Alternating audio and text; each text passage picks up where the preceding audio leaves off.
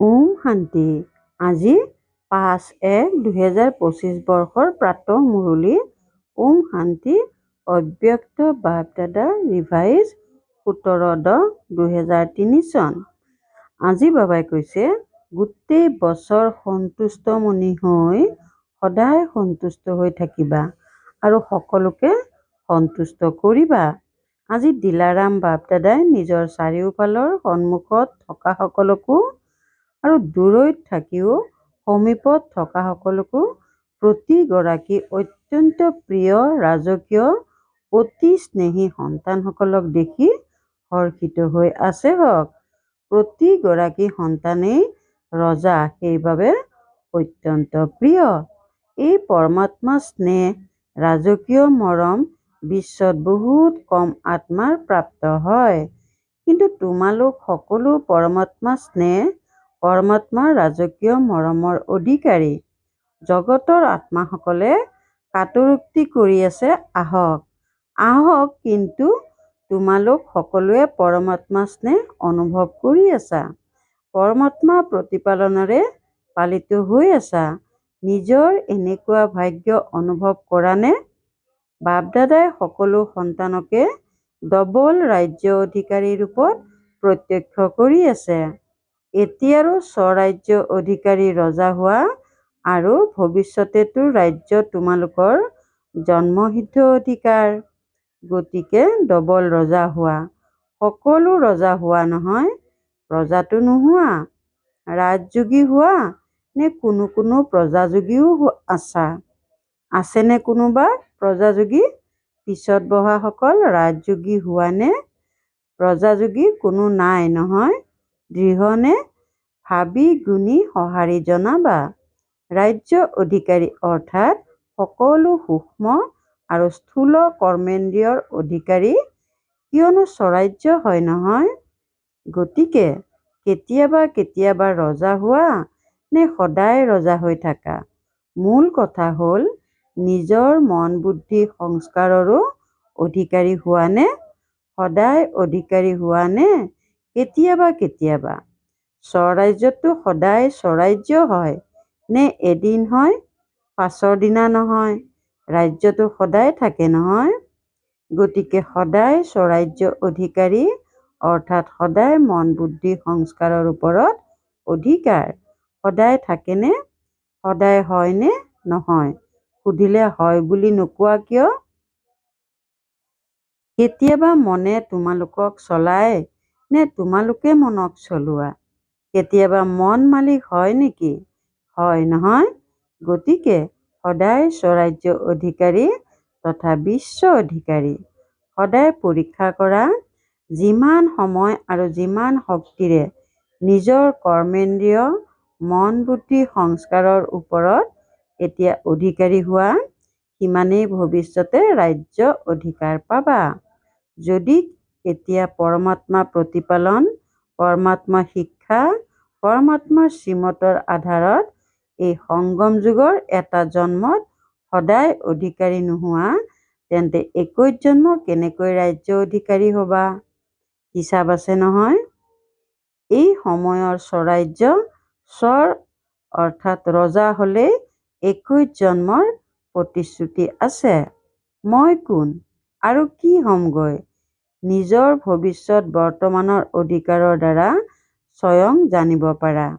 চিন্তা কৰা, তোমালোক বিশেষ আত্মাসকলৰ অনাদি আদি ব্যক্তিত্ব আৰু আভিজাত্য কিমান উচ্চ। অনাদি ৰূপটো চোৱা। যেতিয়া তোমালোক আত্মাসকল পৰমধামত থাকা, তেতিয়া আত্মা কিমান জিকমিকাই থকা দেখা যায়। সেই জিলিকনিৰ আভিজাত্য আৰু ব্যক্তিত্ব কিমান শ্ৰেষ্ঠ দেখিবলৈ পোৱা নে? আৰু পিতাৰ লগতে আত্মা ৰূপতো থাকা, সমীপত থাকা। যেনেকৈ আকাশত কিছুমান তৰা বেছি জিকমিকাই থাকে নহয়, তেনেকৈ তোমালোক আত্মা সকলো বিশেষ পিতাৰ লগত বিশেষ জিকমিকাই থকা তৰা। পৰমধামতো তোমালোক পিতাৰ সমীপৰ হোৱা। আকৌ আদি সত্য যুগতো তোমালোক দেৱ আত্মাসকলৰ ব্যক্তিত্ব আভিজাত্য কিমান উচ্চ। গোটেই কল্প পৰিক্ৰমা লগোৱা ধৰ্ম আত্মাসকল আহি গ'ল, মহাত্মাসকল আহি গ'ল, ধৰ্ম পিতাসকল আহি গ'ল, নেতাসকল আহি গ'ল, অভিনেতাসকল আহি গ'ল। এনেকুৱা ব্যক্তিত্ব কাৰোবাৰ আছেনে? যিটো তোমালোক দেৱ আত্মাসকলৰ সত্য যুগত থাকে, নিজৰ দেৱ স্বৰূপ সন্মুখত আহিছে নহয়? আহিছে নে গম নোপোৱা যে মই হ'ম নে নহ'ম? দৃঢ় হোৱা নহয়? নিজৰ দেৱৰূপ সন্মুখত আনা আৰু চোৱা ব্যক্তিত্ব সন্মুখত আহি গ'লনে? কিমান অভিজাত প্ৰকৃতিও ব্যক্তিত্ব সম্পন্ন হৈ যায়। পক্ষী, বৃক্ষ, ফল, ফুল সকলো ব্যক্তিত্ব সম্পন্ন, অভিজাত। বাৰু আকৌ তললৈ আহা। নিজৰ পূজ্য ৰূপ দেখিলানে? তোমালোকৰ পূজা হয়। ডবল বিদেশীসকল পূজ্য হবা নে ভাৰতীয়সকল হ'ব? তোমালোক দেৱী দেৱতা হৈছানে? সুৰ থকা নহয়, নেজ থকা নহয়। দেৱীসকলো সেই কালী ৰূপ নহয়। কিন্তু দেৱতাসকলৰ মন্দিৰত চোৱা, তোমালোকৰ পূজ্য স্বৰূপৰ কিমান আভিজাত্য আছে, কিমান ব্যক্তিত্ব আছে। মূৰ্তি হ'ব 4 ফুট 5 ফুটৰ আৰু মন্দিৰ কিমান ডাঙৰকৈ সাজে। এয়া হৈছে আভিজাত্য আৰু ব্যক্তিত্ব। আজিকালি লাগিলে প্ৰধানমন্ত্ৰীয়েই হওক বা ৰজাই হওক, কিন্তু ৰ'দত বেচেৰাসকলৰ প্ৰতিমূৰ্তি সাজি ৰাখি দিব, কিনো হৈ থাকে। আৰু তোমালোকৰ পূজ্য স্বৰূপৰ ব্যক্তিত্ব কিমান উচ্চ, বঢ়িয়া হয় নহয়? কুমাৰীসকল বহি আছা নহয়? তোমালোকৰ আভিজাত্য আছে নহয়? আকৌ অন্ততঃ সংগম যুগতো তোমালোক সকলোৰে আভিজাত্য কিমান উচ্চ। ব্ৰাহ্মণ জীৱনৰ ব্যক্তিত্ব কিমান উচ্চ। ভগৱানে পোনপটীয়াকৈ তোমালোকৰ ব্ৰাহ্মণ জীৱনত ব্যক্তিত্ব আৰু আভিজাত্য প্ৰদান কৰিছে। ব্ৰাহ্মণ জীৱনৰ চিত্ৰকাৰ কোন? স্বয়ং পিতা। ব্ৰাহ্মণ জীৱনৰ ব্যক্তিত্ব আভিজাত্য কোনটো? পবিত্ৰতা। পবিত্ৰতাই আভিজাত্য নহয় জানো? সকলো ব্ৰাহ্মণ আত্মা যিসকল বহি আছা, তেওঁলোকৰ পবিত্ৰতাৰ আভিজাত্য আছে নহয়? হয়, কাণ লৰোৱা। পিছৰসকলে হাত দাঙি আছে। তোমালোক পিছত থকা নাই, সন্মুখত আছা। চোৱা, দৃষ্টি পিছলৈ যায়। আগৰ সকলকতো এনেকৈ চাবলগীয়া হয়, পিছলৈ আপোনা আপুনি দৃষ্টি যায়। গতিকে পৰীক্ষা কৰা, পবিত্ৰতাৰ ব্যক্তিত্ব সদায় থাকেনে? মন, বাণী, কৰ্ম, বৃত্তি, দৃষ্টি আৰু কৃতি সকলোতে পবিত্ৰতা আছেনে? মনৰ পবিত্ৰতা অৰ্থাৎ সদায় আৰু সকলোৰে প্ৰতি শুভ ভাৱনা, শুভ কামনা। সেই আত্মাটি যেনেকুৱাই নহওক, কিন্তু পবিত্ৰতাৰ আভিজাত্য সম্পন্ন মনৰ অৰ্থ হৈছে সকলোৰে প্ৰতি শুভ ভাৱনা, শুভ কামনা, কল্যাণৰ ভাৱনা, দয়াৰ ভাৱনা, দাতাবোধৰ ভাৱনা। আৰু দৃষ্টিত সদায় প্ৰত্যেকৰে প্ৰতি হয় আত্মিক স্বৰূপ দৃষ্টিগোচৰ হওক, নতুবা ফৰিস্তাৰ ৰূপ দৃষ্টিগোচৰ হওক। লাগিলে তেওঁ যেনিবা ফৰিস্তা হোৱাই নাই, কিন্তু মোৰ দৃষ্টিত ফৰিস্তাৰ ৰূপ আৰু আত্মিক ৰূপেহে আছে। আৰু কৃতি অৰ্থাৎ সম্বন্ধ সম্পৰ্কত, কৰ্মত আহোঁতে সেই ক্ষেত্ৰত সদায়েই সকলোৰে প্ৰতি স্নেহ দিয়া, সুখ দিয়া। লাগিলে আনে স্নেহ দিয়ক বা নিদিয়ক, কিন্তু মোৰ কৰ্তব্য হৈছে স্নেহ দি স্নেহী কৰি তোলা, সুখ দিয়া। শ্লোগান আছে নহয়, দুখ নিদিবা, দুখ নলবা। দিবও নালাগে, ল'বও নালাগে। দিওঁতাই তোমালোকক কেতিয়াবা দুখো দিয়ক, কিন্তু তোমালোকে তেওঁক সুখেৰে স্মৃতিৰে চোৱা। অধোগতি হোৱাজনক আৰু তললৈ পেলাই দিয়া নহয়, অধোগতি হোৱাজনক সদায় ওপৰলৈ উঠোৱা হয়। তেওঁ বশীভূত হৈ দুখ দি আছে, অধোগতি হ'ল নহয়, গতিকে তেওঁ তললৈ পেলাই দিব নালাগে। সেই বেচেৰাক আৰুহে এক গোৰ লগাই দিওঁ, এনেকুৱা নহয়। তেওঁক স্নেহেৰে ওপৰলৈ উঠোৱা। তাৰ ভিতৰতো প্ৰথমে দান ঘৰৰ পৰাই আৰম্ভ হয়। প্ৰথমতেতো দান ঘৰৰ পৰাই আৰম্ভ হয় নহয়। নিজৰ সকলো সংগী, সেৱাৰ সংগী, ব্ৰাহ্মণ পৰিয়ালৰ সংগী প্ৰত্যেকৰে উৎকৰ্ষ সাধন কৰা। তেওঁলোকে নিজৰ বেয়াটো দেখুৱালেও কিন্তু তেওঁলোকে নিজৰ বেয়াটো দেখুৱালেও কিন্তু তোমালোকে তেওঁলোকৰ বিশেষত্ব চোৱা। ক্ৰমানুসৰিতো হয়েই নহয়। চোৱা, তোমালোকৰ স্মাৰক মালা আছে, তেন্তে সকলো 1 নম্বৰটো নহয়, 108 নম্বৰ আছে নহয়। সেয়েহে ক্ৰমানুসৰি হয় আৰু থাকিবও। কিন্তু মোৰ দায়িত্ব কি? এনেকৈ নাভাবিবা যে মই 8 নম্বৰততো নায়েই, 108ত কিজানি আহি যাম। গতিকে 108ত শেষৰ ফালেও হ'ব পাৰে। তেন্তে মোৰো কিবা সংস্কাৰটো থাকিব নহয়।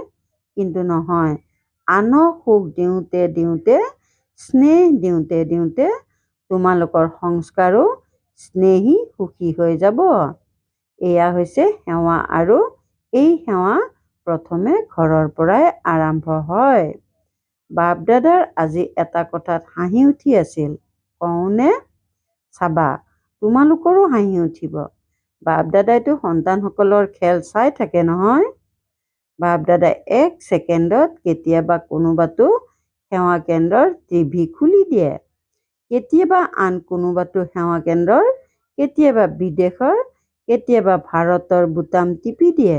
গম পাই যায় কি কৰি আছে, কিয়নো পিতাৰ সন্তানসকললৈ স্নেহ আছে নহয়।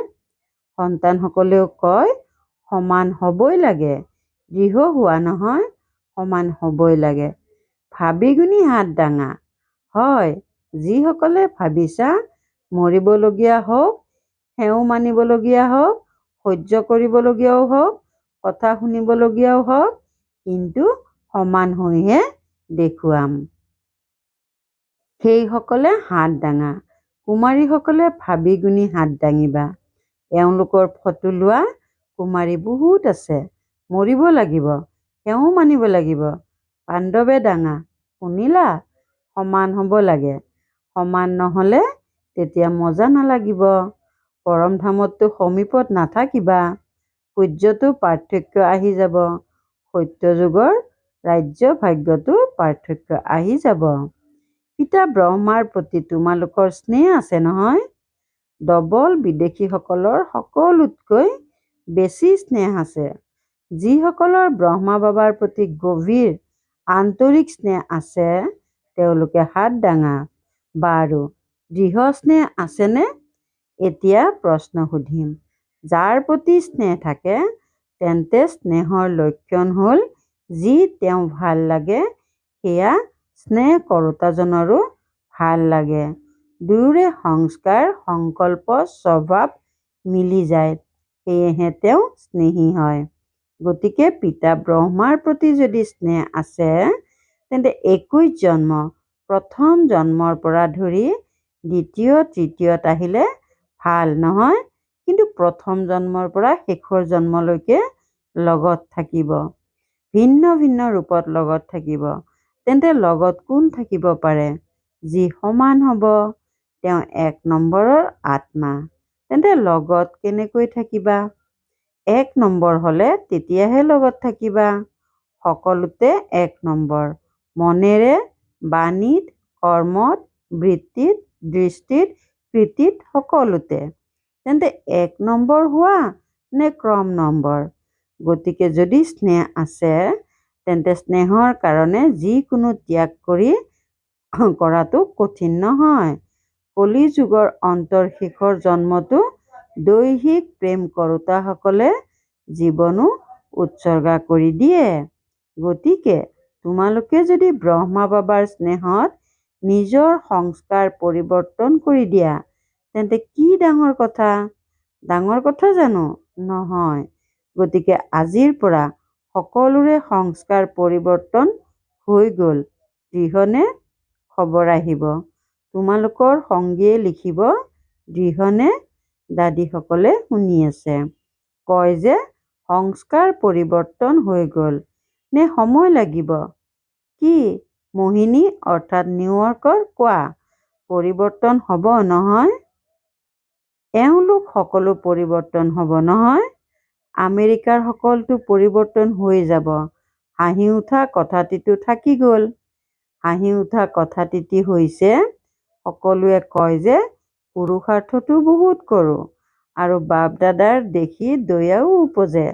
পুৰুষাৰ্থ বহুত কৰে, কেতিয়াবা কেতিয়াবা পৰিশ্ৰম বহুত কৰে আৰু কি বুলি কয় কি কৰোঁ। মোৰ সংস্কাৰেই এনেকুৱা। সংস্কাৰৰ ফালে ঠেলি দি নিজক পাতল কৰি লয়।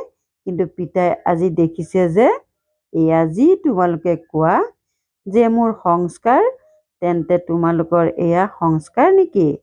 তোমালোক আত্মা হোৱা নহয়, দেহটো নোহোৱা নহয়। তেন্তে আত্মাৰ সংস্কাৰ কি আৰু তোমালোকৰ মূল সংস্কাৰ কি? যিটোক আজি তোমালোকে মোৰ বুলি কৈছা, সেয়া মোৰ নে ৰাৱণৰ? কাৰ? তোমালোকৰ হয়নে নহয়? তেন্তে মোৰ বুলি কিয় কোৱা? এনেকৈতো কোৱা নহয় যে মোৰ সংস্কাৰ এনেকুৱা। গতিকে আজিৰ পৰা এনেকৈ মোৰ সংস্কাৰ বুলি নকবা। কেতিয়াবা অ'ৰ ত'ৰ পৰা জাবৰ উৰি আহে নহয়। গতিকে এয়া ৰাৱণৰ বস্তু আহি গ'ল, তেন্তে তাক মোৰ বুলি কেনেকৈ কবা? মোৰ হয়নে নহয়? নহয়। গতিকে এতিয়া কেতিয়াও নকবা। যেতিয়া মোৰ শব্দটি কোৱা, তেতিয়া স্মৰণ কৰিবা মই কোন আৰু মোৰ সংস্কাৰ কি।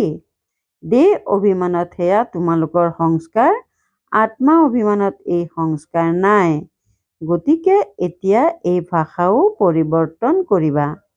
মোৰ সংস্কাৰ বুলি কৈ অমনোযোগী হৈ যোৱা। ক'ব যে ভাও নাই সংস্কাৰহে। বাৰু আনটো কি শব্দ কোৱা? মোৰ স্বভাৱ। এতিয়া স্বভাৱ শব্দটি কিমান ভাল। স্বটো সদায় ভাল নহয়? মোৰ স্বভাৱ স্বৰ ভাৱ ভাল বেয়া নহয়।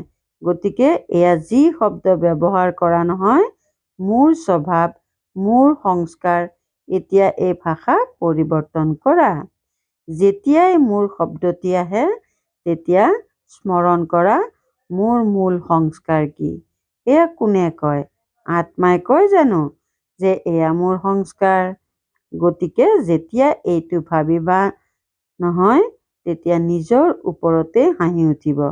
উঠিব নহয় হাঁহি? হাঁহি উঠিব। তেতিয়া যি সংঘাত হয়, সেয়া সমাপ্ত হৈ যাব। ইয়াক কোৱা হয় ভাষাৰ পৰিৱৰ্তন কৰা, অৰ্থাৎ প্ৰত্যেক আত্মাৰ প্ৰতি স্বমান আৰু সন্মানত থাকোঁতা। নিজেও সদায় স্বমানত থাকা, আনকো স্বমানৰে চোৱা।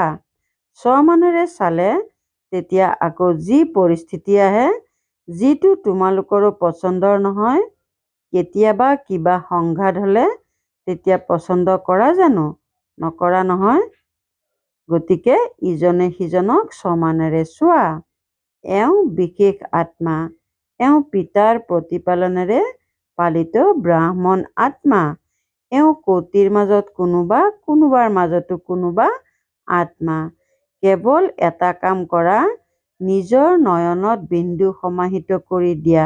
বছ, এটা বিন্দুৰেতো দেখা, আনটো বিন্দু সমাহিত কৰি দিয়া।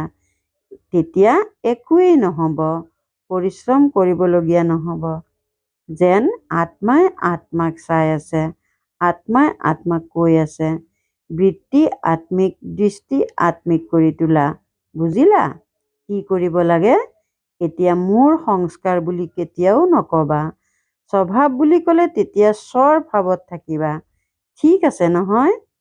বাপ দাদাই এইটোৱেই বিচাৰে যে এই গোটেই বছৰ যদি ছিজন 6 ছমাহ চলে, কিন্তু গোটেই বছৰটোৱে সকলোকে যেতিয়াই লগ পোৱা, যাকেই লগ পোৱা লাগিলে পৰস্পৰৰ মাজত বা অন্য আত্মাসকলক কিন্তু যেতিয়াই পোৱা, যাকেই পোৱা, তেওঁক সন্তুষ্টতাৰ সহযোগ দিয়া। নিজেও সন্তুষ্ট হৈ থকা আৰু আনকো সন্তুষ্টতা কৰা। এইটো ছিজনৰ সমান হৈছে সন্তুষ্ট মনি, সদায় সন্তুষ্ট মনি। ভায়ো মনি অৰ্থাৎ স্ত্ৰীলিংগবাচক, মনা পুলিংগবাচক নহয়, মনি। প্ৰত্যেক আত্মা সকলো সময়ত সন্তুষ্ট মনি আৰু স্বয়ং সন্তুষ্ট হৈ থাকিলে তেতিয়া আনকো সন্তুষ্ট কৰিবা। সন্তুষ্ট হৈ থাকা আৰু সন্তুষ্ট কৰা। ঠিক আছে? পচন্দ হৈছে? অৰ্থাৎ সকলোৱে হাত দাঙিলে। বৰ ভাল, অভিনন্দন অভিনন্দন। বাৰু, যিয়েই নহওক নিজৰ স্বমানৰ আসনত একাগ্ৰ হৈ থাকা, দিগভ্ৰান্ত হৈ নুফুৰিবা।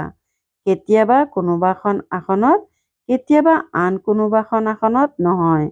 নিজৰ স্বমানৰ আসনত একাগ্ৰ হৈ থাকা আৰু একাগ্ৰ আসনত থাকি যদি কোনো সমস্যা আহে তেতিয়া তাক কাৰ্টুন প্ৰদৰ্শনীৰ দৰে চোৱা।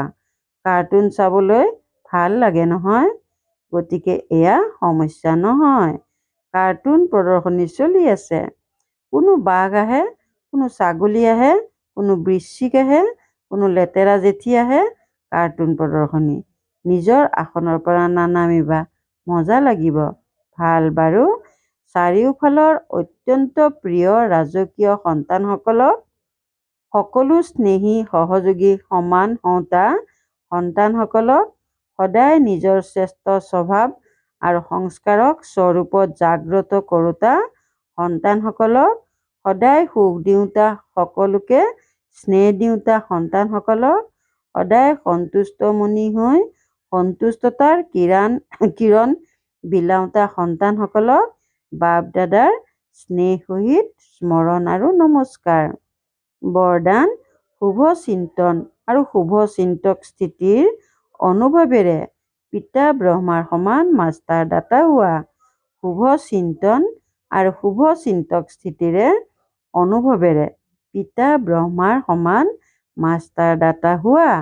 পিতা ব্ৰহ্মাৰ সমান মাষ্টাৰ দাতা হ'বলৈ ঈৰ্ষা, ঘৃণা আৰু সমালোচনা কৰা, এই তিনিটা কথাৰ পৰা মুক্ত হৈ থাকি সকলোৰে প্ৰতি শুভচিন্তক হোৱা আৰু শুভচিন্তন স্থিতিৰ অনুভৱ কৰা। কিয়নো যাৰ ঈৰ্ষাৰ অগ্নি থাকে তেওঁ নিজেও জ্বলে আৰু আনকো অশান্ত কৰে। ঘৃণা কৰোঁতাজন নিজেও অধোগতি পায়, আনকো অধোগামী কৰায় আৰু ধেমালিতো সমালোচনা কৰোঁতাজনে আত্মাক সাহসহীন কৰি দুখী কৰে। সেইবাবে এই তিনিওটা কথাৰ পৰা মুক্ত হৈ থাকি শুভচিন্তক স্থিতিৰ অনুভৱেৰে দাতাৰ সন্তান মাষ্টাৰ দাতা হোৱা। শ্লোগান, মন, বুদ্ধি আৰু সংস্কাৰৰ ওপৰত সম্পূৰ্ণ ৰাজ্য কৰোঁতা স্বৰাজ্য অধিকাৰী হোৱা। ওম শান্তি। শক্তিশালী মনেৰে শক্তিৰ প্ৰকম্পন দিয়াৰ সেৱা কৰিবলৈ আজিৰ অব্যক্ত সংকেত। তোমালোক ব্ৰাহ্মণ সন্তানসকল হৈছে মূল। মূলৰ দ্বাৰাই গোটেই বৃক্ষলৈ শক্তিৰ প্ৰকম্পন প্ৰবাহিত হয়। সেয়েহে এতিয়া বিশ্বক শক্তিৰ প্ৰকম্পন দিওঁতা হোৱা। যদি 20টা সেৱা কেন্দ্ৰ, 30টা সেৱা কেন্দ্ৰ নতুবা 200-250 সেৱা কেন্দ্ৰ বা মণ্ডল এয়া বুদ্ধিত থাকে তেন্তে গোটেই বিশ্বত শক্তিৰ প্ৰকম্পন দিব নোৱাৰিবা। সেইবাবে সীমিত পৰিসৰৰ পৰা ওলাই এতিয়া গোটেই বিশ্বৰ সেৱাৰ ভূমিকা আৰম্ভ কৰা। গোটেই বিশ্বৰ বিশাল পৰিসৰত গ'লে লৌকিকৰ সীমিত কথাবোৰ নিজেই আঁতৰি যাব। বিশাল পৰিসৰত শক্তিৰ প্ৰকম্পনৰ দ্বাৰা পৰিৱৰ্তন হোৱা এয়া তীব্ৰ গতিৰ সেৱাৰ ফলাফল। ওম শান্তি।